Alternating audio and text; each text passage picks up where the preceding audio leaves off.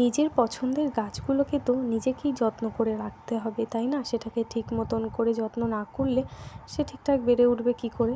আর এই যে দেখো, দুটো কড়ি বেরিয়েছে, কিন্তু কড়ি দুটো আগের দুটো কড়ির থেকে অনেকটাই তুলনায় ছোট হয়েছে।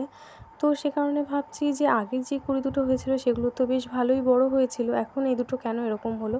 তার সাথে আরও ছোট ছোট দুটো কড়ি বেরিয়েছে। তো সেই ছোট ছোট কড়ি দুটোকে কেটে দেবো, কেননা ফুলের সাইজ অনেকটাই ছোট হয়ে যাচ্ছে। আর তাছাড়া এইটুকুনো গাছে 4টি কড়ি রাখা বা ফুল রাখা মোটেও ঠিক না, কারণ এমনিই যেহেতু কড়িগুলো ছোট ছোট হয়ে আসছে তাই জন্য। আর এই যে দেখো, আমি এগুলোকে কাঁচি দিয়ে কেটে নিয়েছি, কারণ আমাকে হাত দিয়ে কাটতে বারণ করেছিল, কাঁচি দিয়ে কাটতে বলেছিল, তাই কেটে নিলাম। আর এখন এর ওপর দিয়ে দেবো একটু ফাঙ্গিসাইড, এই যে সাফ, এই ফাঙ্গিসাইডটা আমরা ব্যবহার করি। তো এই যে হাতে একটু নিয়ে নিয়েছি, এবার এটাকে কিছুটা জল দিয়ে গুলিয়ে নিয়ে যেই ডালগুলো থেকে কেটেছি সেই ডালগুলোতে একটু একটু করে লাগিয়ে দেবো।